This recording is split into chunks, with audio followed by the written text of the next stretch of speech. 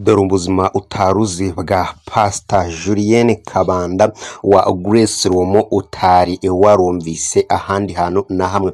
Uyu mugore rero yarangije kuba yarikoroza aho ku mbuga nkoranyambaga ari kugenda agarukwaho n'ibitangazamakuru bigiye bitandukanye ibibyandika ndetse n'ibivuga cyane cyane kuri social media. Imbuga nkoranyambaga rero akaba yazitigishije, akaba ari we muntu uri kugenda ugarukwaho cyane bitewe n'ibyo twakubwiye mu kiganiro cya mbere, ibyo ari kugenda avugwaho yuko ngo ari umukozi wa Satani, mama w'ikinyoma ahangaha ngo witwaza ijambo ry'Imana kugira ngo atuburire abanyarwanda. Aho ngaho turi gusubiramo amagambo y'uwafashe gutya akamutukagura ngo ntacyo bapfuye. Ribu ikaba yatangiye kugenda imukurikirana. Yahoze rero aririmba anabyina mu tubyiniro ubuzima bwa Pastor Julienne warikoroje ku mbuga nkoranyambaga. Hano ni muri iki kiganiro nicyo tuje kugenda tukugezaho tukubwira yuko iyi ni Wasam TV Show. Ukora subscribe ni ingenzi kugira ngo tujye tubana mu biganiro byacu bigenda bikurikira iki ngiki.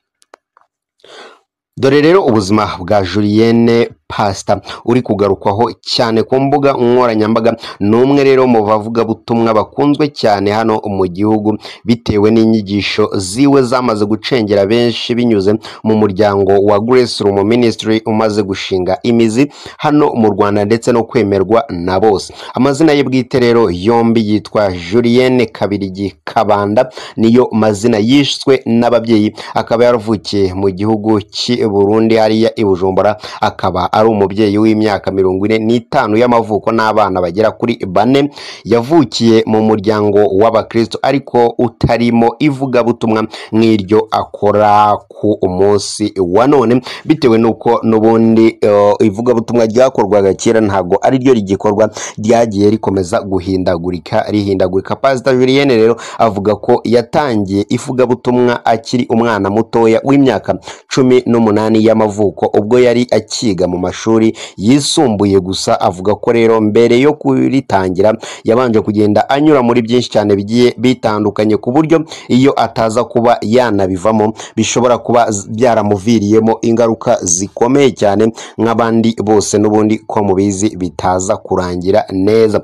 Mu mikurire rero yavuze yuko yari umwana ukunda umuziki cyane kandi agakunda umuziki ugezweho, ndetse akaba ari nawe mwana wakundaga utuntu twiza nk'abandi bana bose b'abakobwa, nubwo nyuma yaje guhinduka mu buryo nawe atari yiteguye akabuvamo, ubundi akaza akaba umuvuga butumwa w'Imana. Reka tukomezanye urakomeza usobanukirwa icyamuteye ndetse n'impamvu yakomezaga kugenda akora ibi ngibi byose. Julienne rero uretse kuba yarakundaga umuziki, yari afite impano yo kuririmba cyane, kubyina, kuko ku myaka ye 17 mbere yuko yakira agakiza yari afite itsinda ry'abandi bakobwa bakoranaga agashungu, bakoranaga urugomero, bagendanaga mu ibanga rikomeye cyane kuko yabihishaga iwabo ndetse n'inshuti ze zindi za hafi, kuko iyo wabo baza kubimenya ngo ntago bari bumwemerere gukomeza kugendana n'abo bakobwa bitewe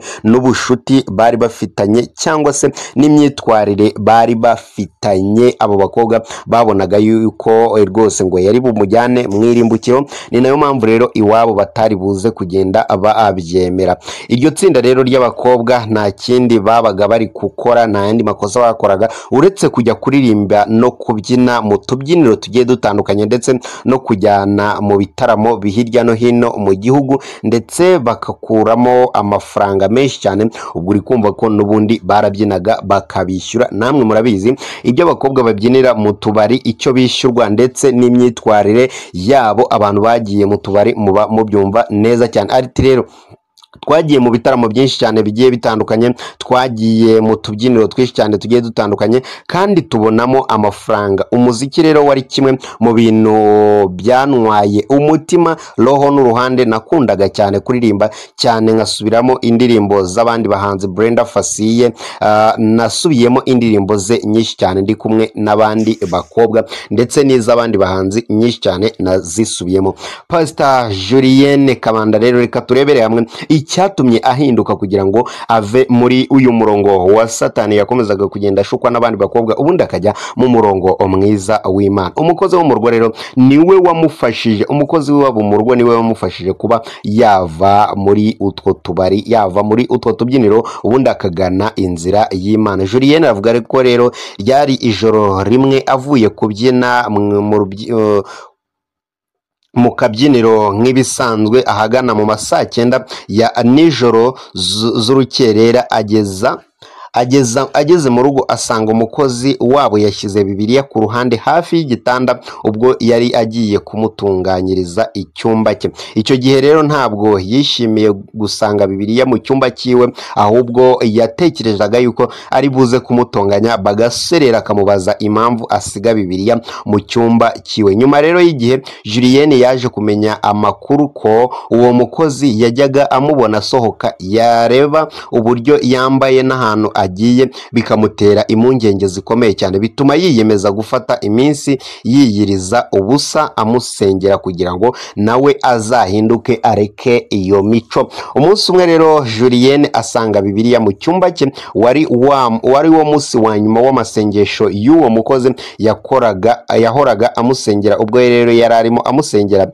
nibwo yumvise atashye, ahita ajya inyuma y'urugi aramwihisha akomeza gusenga. Uko niko rero byagenze kugira ngo Bibiliya ayisige aho ngaho. Muri iryo joro rero Julienne yatashyemo ngo ntabwo yigize asinzira habe na gakeya, nubwo yari afite umunaniro ukomeye cyane, ariko mu rwego rwo kuvuga ko yimara stress cyangwa se ishake nk'ibitotsi, yafashe ya Bibiliya yasizwe n'umukozi hafi y'igitanda cyiwe aba asomamo amagambo amwe namwe.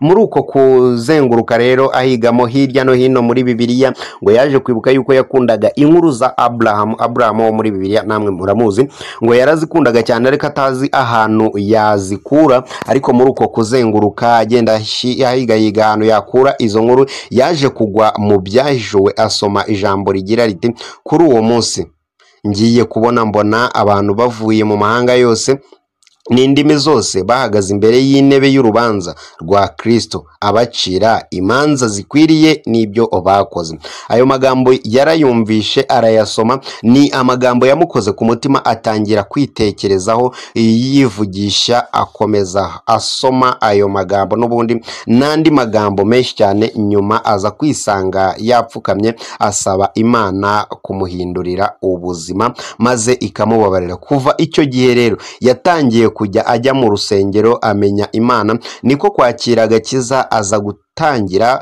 ivugabutumwa ageze mu mwaka wa 3 w'amashuri yisumbuye, kugeza na n'ubu ngubu akaba akiri umuvugabutumwa.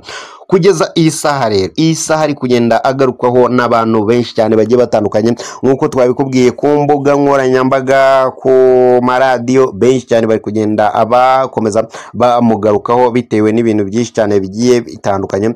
Kuko uwitwa Uwiyise Bakame, murabizi yuko kuri X cyangwa se ku yindi social media iyo ari yo yose ujyaho ukiyita izina ushaka. Uyu rero yagiye ku mbuga nkoranyambaga, ni umuntu ukoresha izina rya Bakame, yagiye ku mbuga nkoranyambaga kuri iki cyumweru tariki 12 kuri tariki 27 agana muri saa 6:18 avuga ko umushumba wa Grace Room Pastor Julienne Kabanda ari intumwa ya shitani. Yanditse ati reka mwite intumwa ya shitani ku isi, mama w'ikinyoma. Uyu ni mushiki wa Apotre Gitwaza mu kwitwaza ijambo ry'Imana bagatuburira abanyarwanda.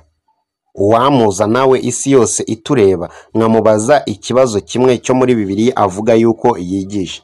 Nyuma rero yo kuvuga ayo magambo, uyu musore cyangwa se uyu muntu wanditse aya magambo, RIB yakomeje kuvuga yuko igiye gukurikirana irebe ibyaha yaba yakoze. Ni nyuma yuko abantu benshi cyane bagiye bataginga RIB no kuba bayisharinga bwa butumwa bwa butumwa bwanditswe na Bakame nyuma yo kumugira inama muri comment bamubwira ngo nasibe ubutumwa akinangira agakomera ku mugambi wiwe. Benshi rero bahise bataginga ribu nayo ikaba yatangiye iperereza kuri ibingibi kugira ngo harebwe niba ari ibyaha koko abe yagezwa mu nkiko. Ibingibi rero benshi bari kugenda babigarukaho dore yuko uyu mudamu ari umuntu ukomeye cyane kubera yuko iyo akoze igitaramo cyangwa se igiterane harakubita hakuzura benshi bakabura naho bajya. Murabyibuka muri iyi minsi ishize yakoze igiterane muri BK Arena iruzura ku buryo hari abenshi bagiye basubirayo